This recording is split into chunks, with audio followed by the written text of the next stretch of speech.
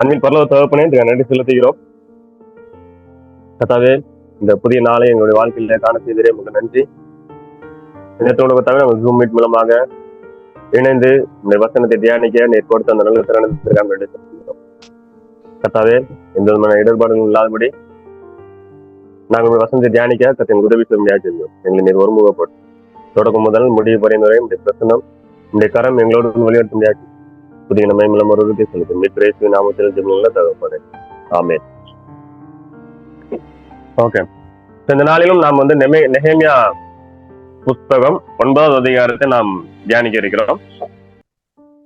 இந்த 9வது அதிகாரத்தில் எழுதப்பட்டிருக்கிற இந்த சம்பவங்கள் 8வது அதிகாரத்துல எழுதப்பட்டிருக்கிற சம்பவங்களுக்கு அப்புறமா 2 நாள் கழிச்சு இந்த சம்பவங்கள் வந்து நடக்குது. நம்ம 8வது அதிகாரத்துல வாசித்து பார்த்தோம்னு சொன்னா 18வது வசனம் பாக்குறோம். அவங்க வந்து அந்த பண்டிகையை வந்து ஆசரிக்கிறாங்க. அதுக்கப்புறமா அவங்க அந்த சந்தோஷமா மனமகிழ்ச்சியா அந்த பண்டிகை எல்லாம் ஆசரித்த பிறகு 2 நாள் கழித்து நம்ம இந்த 9வது அதிகாரத்துல நம்ம வாசிக்கும் பொழுது அவங்க வந்து தங்களுடைய அந்த நியாயப்பிரமாணத்தை வாசித்து தங்களுடைய பாவங்களை அறிக்கை விடுறதையும் வந்து நம்ம இந்த 9வது அதிகாரத்துல நம்ம வாசிக்க முடியும். இந்த மக்கள் வந்து பாவங்களை அறிக்கையிடும் பொழுது அவங்க அந்த நியாயப்பிரமாணத்தை முதல்ல வாசிக்கிறாங்க. அந்த நியாயப்பிரமாணத்தை வந்து எவ்வளவு நேரம் வாசித்தாங்க அப்படின்னு சொல்லி சொன்னா 3வது வசனத்துல எழுதப்பட்டிருக்கு, ஒரு ஜாமம் மட்டும் அப்படின்னு சொல்லி எழுதப்பட்டிருக்கு.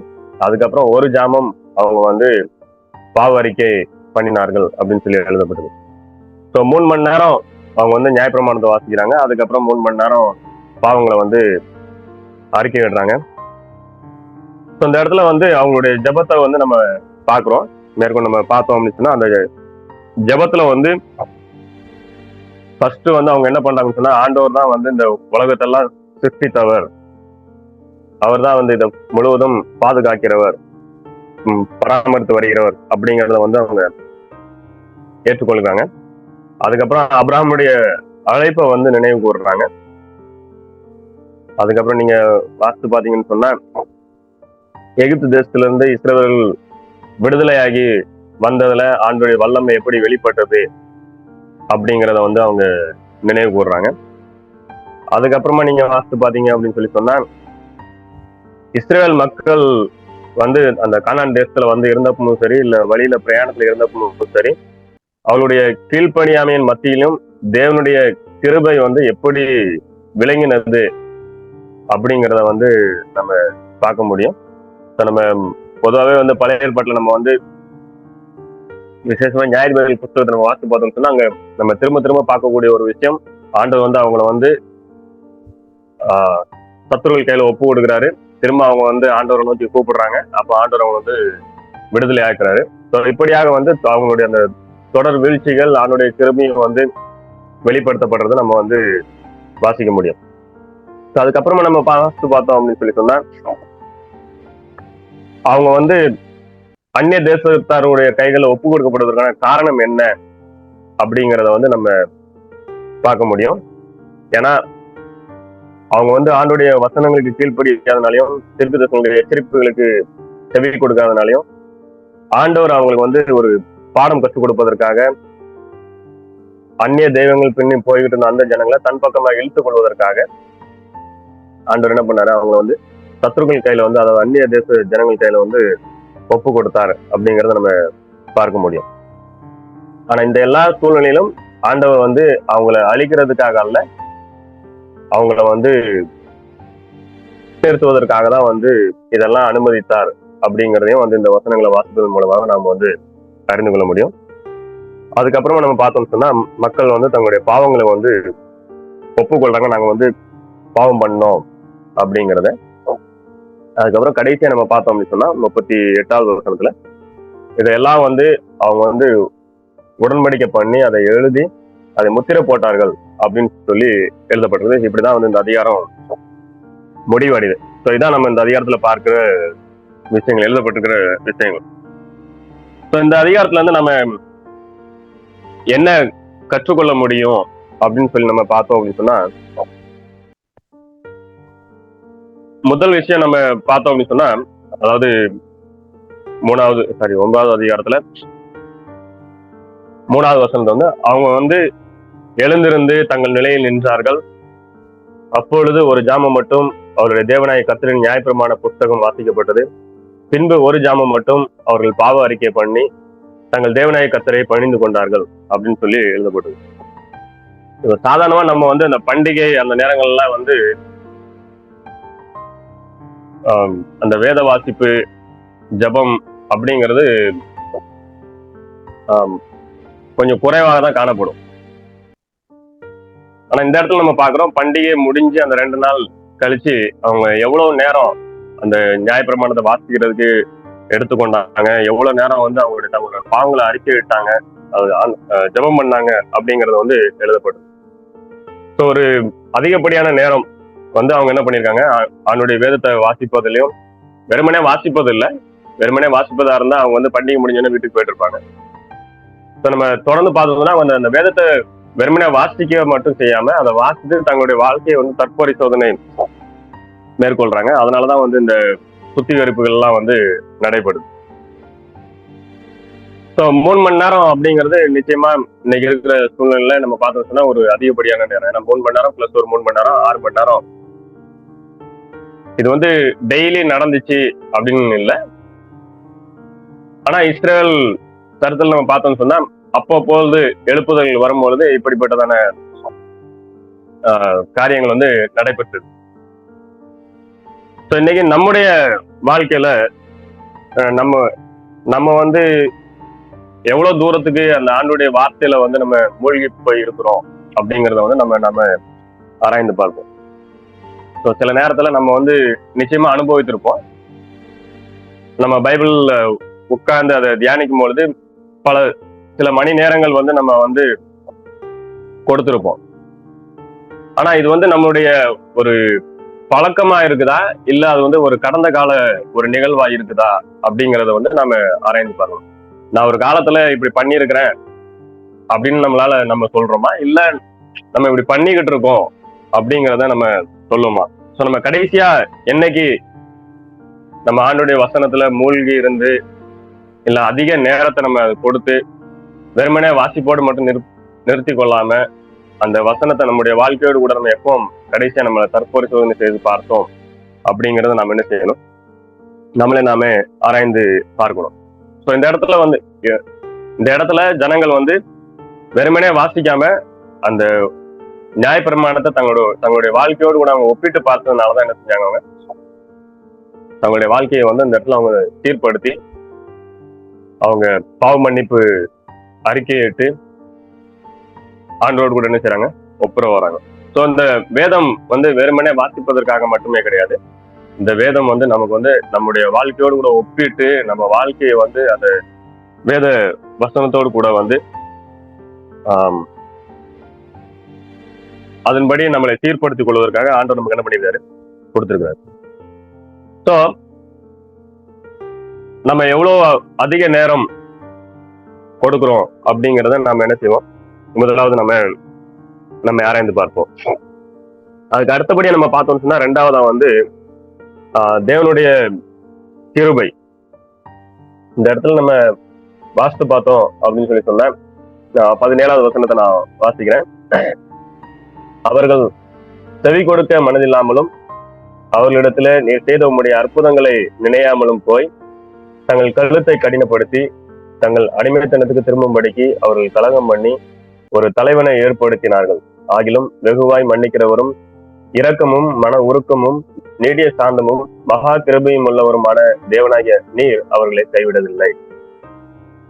இந்த இடத்துல நம்ம வாசித்த அந்த வசனத்துல எழுதப்பட்டிருக்குது. மேற்பகுதியில வந்து ஜனங்களுடைய கீழ்ப்படியாமை, அவங்களுடைய பாவங்களை வந்து எழுதப்பட்டிருக்கு. அதாவது அவங்களுடைய அலட்சிய நடவடிக்கை குறித்து எழுதப்பட்டிருக்கு. செகண்ட் பார்ட்ல வந்து ஆண்டுடைய கிருபை எப்படி அப்படிங்கிறத வந்து எழுதப்பட்டது. வனாந்தரத்துல அவங்க பிரயாணம் பண்ணி வரும்போது ஆகட்டும், இல்ல இஸ்ரேல் தேசத்துல அவங்க வாழ்ந்த அந்த சமயத்தில ஆகட்டும், தேவனுடைய கட்டளைக்கு கீழ்ப்படிதல் அப்படிங்கிறது வந்து ரொம்ப குறைவாகவே காணப்பட்டது. அதனால்தான் அடிக்கடி அவங்க வந்து தேவனை விட்டு அந்நிய தேவர்களை வந்து நாடுறாங்க. ஸோ அப்படிப்பட்ட சூழ்நிலையில வந்து ஆண்டவர் அவங்கள வந்து நிலைநிறுத்துவதற்காக மட்டுமே சத்துருக்கள் கையில ஒப்பு கொடுத்தாரு. அவங்கள முற்றிலுமா அழித்து போடுவதற்காக இல்ல அப்படிங்கறத வந்து இந்த வசனத்துல வந்து நம்ம அறிந்து கொள்வோம். ஸோ ஆண்டுடைய கிருபை நம் மீது இருப்பதனாலதான், அவர் நமக்கு இரக்கம் காண்கிறதுனாலதான் நாம் தவறான வழியில போகும்பொழுது அவர் நம்மளை மீண்டுமாக சரியான வழிக்கு கொண்டு வருவதற்காக அவர் நம்முடைய வாழ்க்கையில வந்து சிக்ஷையை வந்து கொண்டு வர்றார். அது சில பாடுகளா இருக்கலாம், இல்ல சரீர பாடுகளா இருக்கலாம், இல்ல ஏதாவது குறைகளா இருக்கலாம். ஸோ இதெல்லாம் எதற்கு ஆண்டவர் அனுமதிக்கிறார் அப்படிங்கிறத நம்ம பரிசோதித்து பார்த்தோம் அப்படின்னு சொன்னா நம்ம நிச்சயமான அதுக்கான காரணத்தை வந்து நாம வந்து அறிந்து கொள்ள முடியும்.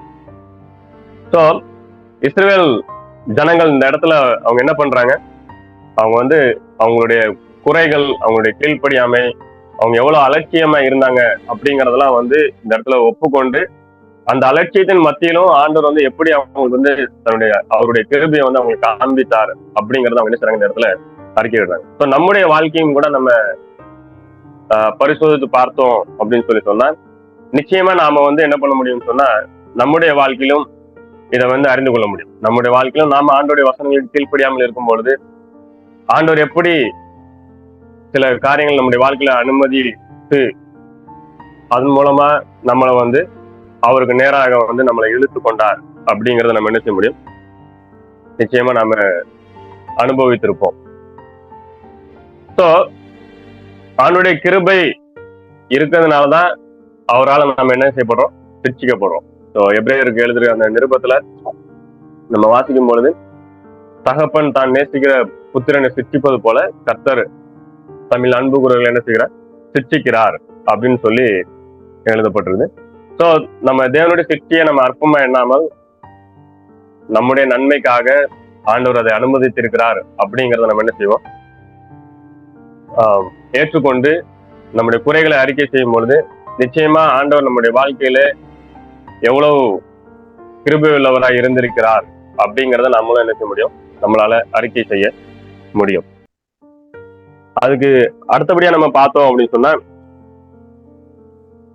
தேவனுடைய சிக்ஷை வந்து நம்மளை அழிப்பதற்காக அல்ல, நம்மளை சீர்படுத்த அப்படிங்கிறத வந்து நம்ம பார்க்க முடியும். நம்ம வாசித்து பார்த்தோம்னு சொன்னா 30வது வசனத்தை நான் வாசிக்கிறேன்.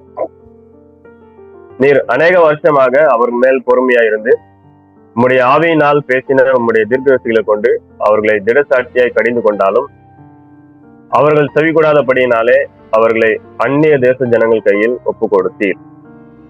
ஓகே, இந்த இடத்துல நம்ம முன்னாடியே பார்த்த மாதிரி ஸோ ஆண்டவர் வந்து சில சிக்ஷைகளை வந்து அனுமதிக்கிறார். ஸோ அது எதற்காக அப்படின்னு சொல்லி சொன்னா அவங்கள வந்து முற்றிலுமா அழித்து போடுறதுக்காக இல்லை, அவங்கள வந்து என்ன பண்றதுக்காக வேண்டி நிலை நிறுத்துவதற்காக அப்படின்னு சொல்லி நம்ம இந்த இடத்துல என்ன செய்யறோம் பார்க்கிறோம். ஸோ தேவனுடைய சிக்ஷையை வந்து நம்ம அற்பமா எண்ணக்கூடாது. நம்முடைய வாழ்க்கையில சில காரியங்கள் நடக்கும் பொழுது அதை நம்ம வேத வாக்கியத்தின் வெளிச்சத்துல வந்து நம்ம பரிசோதனை பண்ணி பார்த்தோம் அப்படின்னு சொல்லி சொன்னா அது ஏன் நம்முடைய வாழ்க்கையில நடக்குது அப்படிங்கிறதுக்கான காரணத்தை நாம புரிந்து கொள்ள முடியும். இன்னைக்கு வந்து சாதாரணமா நிறைய பேர் வாயிலிருந்து வர்ற ஒரு சத்தம் இல்ல வார்த்தைகள் என்ன அப்படின்னு சொன்னா, ஆண்டவர் சித்தம் என்ன இருக்குது அதான் நடக்கும் அப்படின்னு சொல்லி ரொம்ப பிளாங்கா சொல்லிட்டு போயிடுவாங்க.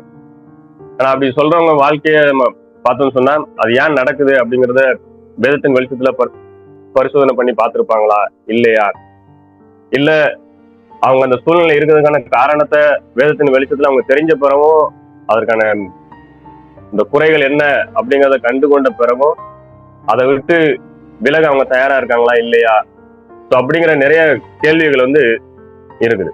ஸோ அதனால்தான் வந்து யாக்கோபு தன்னுடைய நிருபத்துல எழுதும் பொழுது ஒருத்தன் வந்து வேதத்தை வாசிக்கும் பொழுது அதன்படி செய்யாத ஒரு மனுஷன் வந்து ஒரு கண்ணாடிய பார்த்துட்டு தன்னுடைய ரூபம் என்னன்னு சொல்லி அவன் கொஞ்ச தூரம் போன பிறகு மறந்து போன மனுஷன் மாதிரி அப்படிங்கிறத வந்து யாக்கோபு எழுதுறாரு. ஸோ வேதத்தின் வெளிச்சத்துல நம்முடைய வாழ்க்கையை நம்ம வந்து பரிசோதனை பண்ணி பார்க்கும் பொழுது நாம் நிச்சயமாக நம்ம வாழ்க்கையில இருக்கிறதான குறைகளுக்கான காரணம் என்னன்னு சொல்லி நம்ம நிச்சயமா அறிந்து கொள்ள முடியும். அதற்கான அலட்சிய போக்கு நம்ம இடத்துல காணப்படும் சொன்னா நிச்சயமா நம்ம ஆண்டவரத்துல நம்ம ஒப்பு கொடுப்போம்னு சொன்னா அந்த சூழ்நிலையிலிருந்து அந்த பலவீனங்களிலிருந்து வெளிவர ஆண்டவர் நிச்சயம் நமக்கு என்ன செய்வார்? உதவி செய்வார். ஸோ தேவன் நம்மளை சிக்ஷிக்கும் பொழுது நம்ம எப்பவும் சோர்ந்து போக வேண்டிய அவசியம் இல்லை. ஏன்னா ஆண்டவர் வந்து நம்முடைய நன்மைக்காக அதை என்ன செய்கிறார்? அனுமதிக்கிறார். ஸோ இதை வந்து நம்ம இஸ்ரேல் ஜனங்களுடைய சரித்திரத்திலிருந்து நம்ம என்ன செய்ய முடியும்? அறிந்து கொள்ள முடியும். ஏன்னா நம்ம தேவன் நம்ம இடத்துல என்ன எதிர்பார்க்கணும்? நம்ம அவரை ஆராதிக்கிறோம், அவருக்கு பிரியமுள்ளவர்களா இந்த உலகத்துல வாழணும் அப்படிங்கறத ஆண்டவர் எதிர்பார்க்கிறார். ஸோ நாம எந்த சூழ்நிலையிலும் அவருக்கு கொடுக்க வேண்டிய அந்த இடத்த மற்றவங்களுக்கு கொடுக்க கூடாது, அல்லது மற்ற பொருள்களுக்கு நம்ம வந்து கொடுக்க கூடாது. அவரை நம்ம ஆராதிப்பதற்கு பதிலாக இந்த உலக காரியங்களை நாம் ஆராதிப்போம் என்று சொன்னால் அதற்கான பலன்களை நாம் வந்து அந்த அனுபவிக்க வேண்டியதோ, அப்படிப்பட்ட இழப்புகளை நாம் அனுபவிக்க கூடாது என்பதற்காக ஆண்டவர் என்ன செய்வார்? அவருடைய கிருபையை நம் மீது அவர் காண்பிக்கிறார். அந்த சிக்ஷை அப்படிங்கிறது கூட ஒரு ஆண்டுடைய கிருபை. ஒரு பிரசங்கத்தை கேட்டுக்கிட்டு இருக்கும்போது அதுல அந்த பிரசங்கர் இப்படியாக சொல்லுகிறார், உங்களுடைய வாழ்க்கையில நீங்க தவறு செய்யும் பொழுது உங்களை கண்டித்து உணர்த்த யாருமே இல்லை அப்படின்னு சொல்லி சொன்னா அதை விட பெரிய தண்டனை வேற எதுவுமே இல்லை அப்படிங்கறத வந்து அந்த பிரசங்கர் வந்து கோட் பண்றாரு. ஸோ அது நிதர்சனமான உண்மை. ஏன்னா நம்முடைய வாழ்க்கையில நம்ம தவறு செய்யும் பொழுது அதை கண்டித்து உணர்த்தல, யாருமே உணர்த்தல அப்படிங்கும் பொழுது நம்ம மேற்கொண்டு வந்து ஒரு ஸ்டெப் மேல மேல வந்து பாவம் செய்யறதுல ஏறிக்கிட்டே இருப்போம். ஆனா நம்ம கண்டித்து உணர்த்தப்படும் பொழுது நிச்சயமா வந்து அந்த மேற்படி செல்வது அப்படிங்கிறது வந்து தவிர்க்கப்படுவதற்கான வாய்ப்புகள் வந்து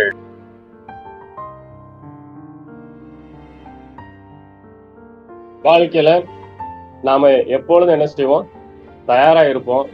ஆண்டவர் நம்மளை சிக்ஷிக்கும் பொழுது நம்ம என்ன செய்வோம்? அதை நாம் எப்பவும் சோர்ந்து போகாம அவருடைய சிக்ஷையை நாம் என்ன செய்வோம்? தாழ்மையோடு கூட ஏற்றுக்கொள்வோம். நம்ம ஆண்டோடைய கரங்கள்ல ஒப்பு கொடுப்போம். நிச்சயமா ஆண்டவர் நமக்காக வைத்திருக்கிற அந்த நன்மைகளை நம்மளால என்ன செய்ய முடியும்? அனுபவிக்க முடியும்.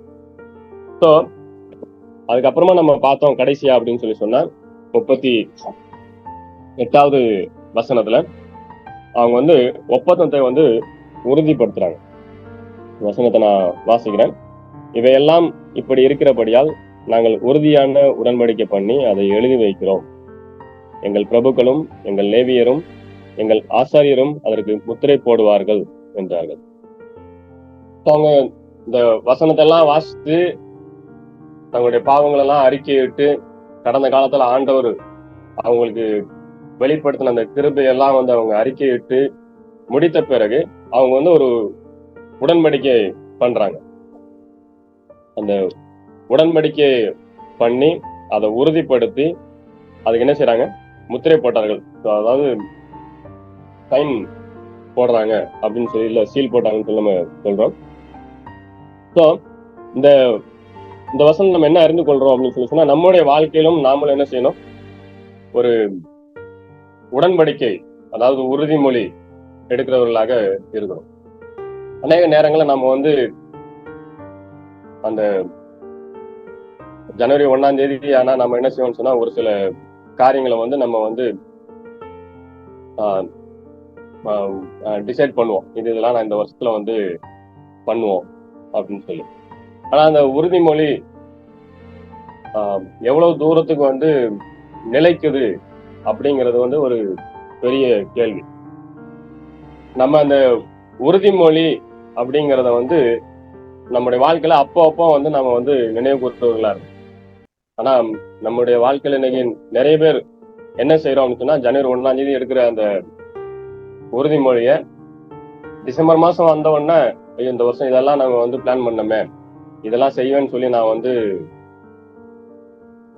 வச்சிருந்தேனே, இல்ல பைபிளை முழுசா வாசித்து முடிக்கணும்னு சொல்லி பிளான் பண்ணியிருந்தேனே அப்படின்னு சொல்லிட்டு எப்போ நம்ம நினைவு கூறோம்? டிசம்பர் மாசம் வந்த பிறகுதான் நினைவு கூறுறோம்.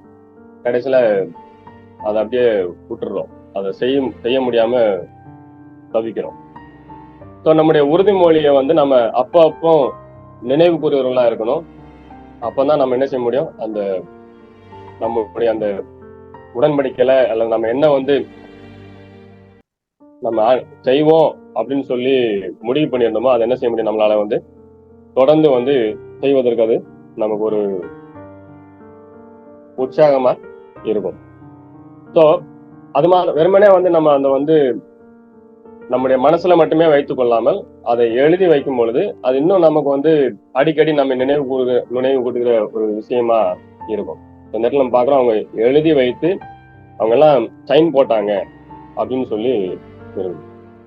ஸோ நம்மளும் வந்து என்ன வந்து முடிவு எடுக்கிறோமோ, என்ன தீர்மானங்கள் எடுக்கிறோமோ அந்த தீர்மானங்கள் என்ன பண்ணுவோம், எழுதி வைத்து நம்மளும் என்ன செய்வோம், சைன் போடுவோம்.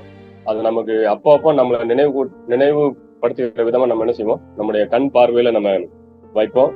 நிச்சயமா நம்மளால என்ன செய்ய முடியும், ஆண்டோடைய உதவியால அந்த தீர்மானங்களை நிறைவேற்ற நமக்கு நிச்சயமா முடியும். நம்ம அலட்சியப்படுத்திட்டோம், ஜனவரி 1ஆம் தேதி எடுத்தோம் தீர்மானம், இல்ல நம்ம ஒரு உறுதிமொழி ஏற்றுக்கொண்டோம், அதுக்கப்புறம் அதை நம்ம மனசோடய விட்டுட்டோம் அப்படின்னு சொல்லி சொன்னா நம்மளை மீண்டும் நினைவுபடுத்துறது வந்து ரொம்ப அரிதான ஒரு காரியமா இருக்கும். நம்ம எழுதி வைத்துக் கொள்ளும் பொழுது அது வந்து நமக்கு வந்து அப்பப்போ நம்மளை வந்து நினைவுபடுத்துகிற விஷயமா இருக்கும். ஸோ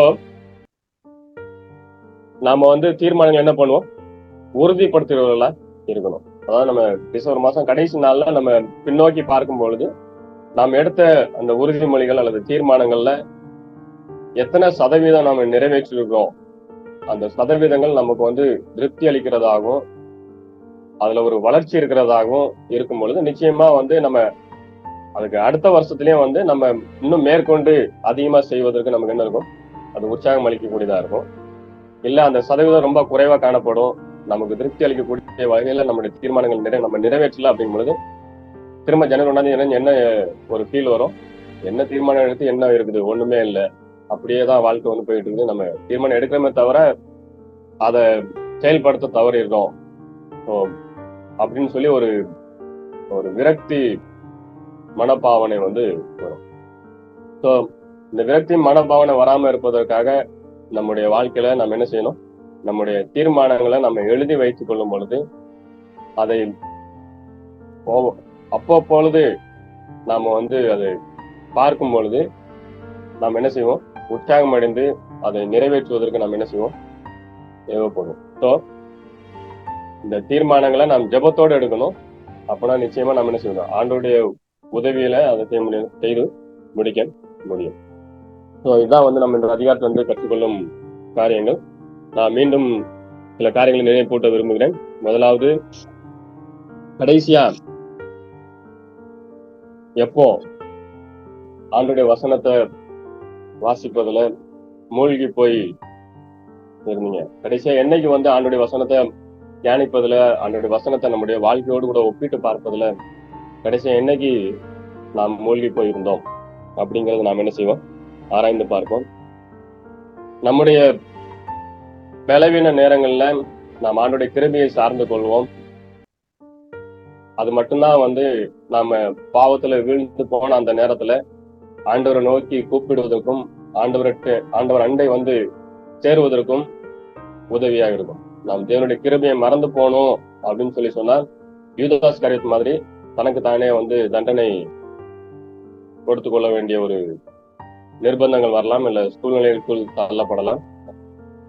தேவனுடைய கிருபையை சார்ந்து கொள்ளும் பொழுது நிச்சயமா நம்ம எவ்வளவு ஆண்டவருக்கு எதிரான காரியங்கள் செய்திருந்தாலும் நாம் அவரை நோக்கி ஓடி வர அது உறுதுணையாய் இருக்கும். ஸோ நம்முடைய பாவங்களை விட, நம்முடைய கீழ்ப்படியாமையை விட தேவனுடைய கிருபை, இந்த இடத்துல மகா கிருபை அப்படிங்கிற வார்த்தை வந்து பயன்படுத்தப்பட்டது. நீங்க வந்து 9வது அதிகாரம் அதே 17வது வசனம் நம்ம வாசனை இருக்கணும், அதுல வந்து மகா கிருபை உள்ளவருமான தேவனாகிய நீர் அவர்களை கைவிடவில்லை அப்படின்னு சொல்லி பயன்படுத்தப்படும். ஸோ அவருடைய கிருபை வந்து நம்முடைய எல்லா குறைகளையும் விட பெரியது. இதனால் நம்ம பலவீனங்களை நிலைத்திருப்பதற்காகவோ அல்லது நம்மளை பலவீனங்களை சுட்டி காட்டி நாம் தொடர்ந்து ஆண்டவருக்கு விரோதமா செயல்படுவதற்காகவோ நான் சொல்லல. நம்ம அந்த சூழ்நிலையிலிருந்து எழும்பி தேவனை நோக்கி செல்வதற்காக, அந்த உற்சாகம் அடைவதற்காக, அல்லது நம்முடைய இந்த குறைகள் எல்லாம் கலைந்து விட அவர் நமக்கு இரக்கம் செய்வார் அப்படிங்கிற அந்த விசுவாசத்தோடு அவரை நோக்கி ஓட,